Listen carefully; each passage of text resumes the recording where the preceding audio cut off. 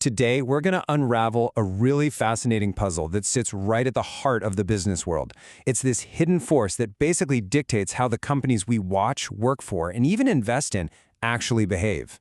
I mean, you've seen this, right? It plays out all the time. One company's making headlines for record profits because they slashed their research budget, while another is pouring billions into some moonshot project that won't pay off for years.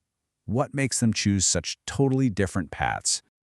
Well, think of it like this. You've got the sprinter company. It's completely obsessed with the next 100 meters, chasing those quarterly earnings reports, and doing anything for a quick little boost in its stock price. And then you have the marathoner, a company that's training for the long haul, investing in huge future-focused projects.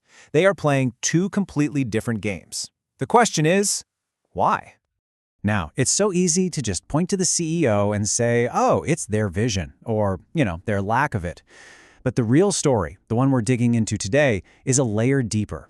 The answer really lies with the people who own the company's stock. So, let's pull back the curtain and meet these powerful figures. They aren't just passive observers, not at all. They are the true power behind the corporate throne. We're talking about institutional investors, okay? These are the absolute giants of the financial world. We're talking pension funds, managing your retirement savings, massive mutual funds, huge investment banks. For pretty much any big public company you can think of, these institutions are the biggest shareholders, controlling enormous blocks of stock. But, and this is the absolute key to everything, these giants don't all speak with one voice.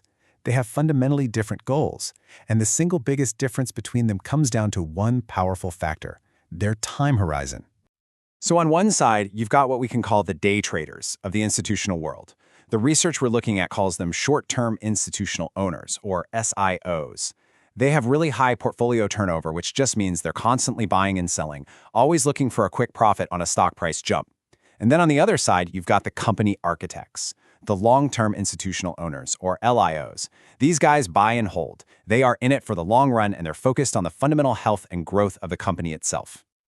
So, how does an investor's timeline completely change how a company acts? Well, it all comes down to the kind of information they're looking for. And I love this quote from the source paper by Huang and Penkovich because it just hits the nail on the head. It perfectly captures the core idea. It's not that one group is smart and the other isn't. No. They're all informed, but they are hunting for completely different kinds of information. And this slide just breaks it down perfectly. The short-term owners, they prefer what's called value-neutral information. Think of this as looking backward, or being speculative.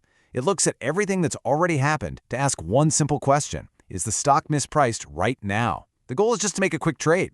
The long-term owners, on the other hand, they want value-enhancing information. This is all about looking forward. It's strategic. It asks, how can we, as owners, work with the company to build more value in the future? See the difference? The goal isn't a trade, it's growth. So you see the chain reaction here, right? An investor's time horizon, that dictates the kind of information they care about, and that information preference puts direct pressure on the company's management to act a certain way, either like a sprinter or a marathoner. Okay, so that's the theory. But does it actually hold up in the real world? Let's take a look at the evidence from thousands of companies. All right, first up, what happens to a company when its biggest owners are those short-term investors, our institutional day traders? Well, the research finds a really clear pattern. These firms use less debt. Why? Well, because debt can be complicated and kind of opaque, and short-term investors, they like things that are super easy to price quickly. They also hold more cash, and most importantly, they invest less in those big long-term assets like new factories, equipment, and R&D. These are the exact moves of a sprinter. And check this out. This chart shows one of the clearest findings. Companies dominated by short-term owners consistently hold way more cash. Now, that might sound like a safe thing to do, but the paper suggests this might actually be a suboptimal allocation of money. I mean, it's cash that could be used for growth, for innovation, but instead, it just sits there. Why? Because making those big long-term bets is risky and really hard to price in the next quarter's earnings report. Okay, so let's flip the coin. What does a company look like when its main shareholders are the company architects, those long-term owners? As you might guess, the behavior is pretty much a mirror image. These firms tend to rely more on their own profits, what are called retained earnings, to fund their growth. They're much less likely to issue new stock, and they actively protect their investments in those strategic long-term assets like research and development. This is the marathoner strategy in action. And this behavior, it actually lines up perfectly with a classic finance concept called the pecking order theory. The idea is basically that companies prefer to fund themselves first with their own cash, then with debt, and only as an absolute last resort by issuing new stock. And why is that? Well, because long-term owners believe that their special, value-enhancing information isn't fully reflected in the current stock price. They think their shares are a bargain, so the last thing they want management to do is sell them off cheap. So this is all really interesting, but why does it matter to the rest of us? Let's zoom out and look at the bigger picture. Okay, here's the bottom line. A company's ownership structure isn't just some boring detail on a financial statement. It's like having a powerful, invisible director sitting on the board.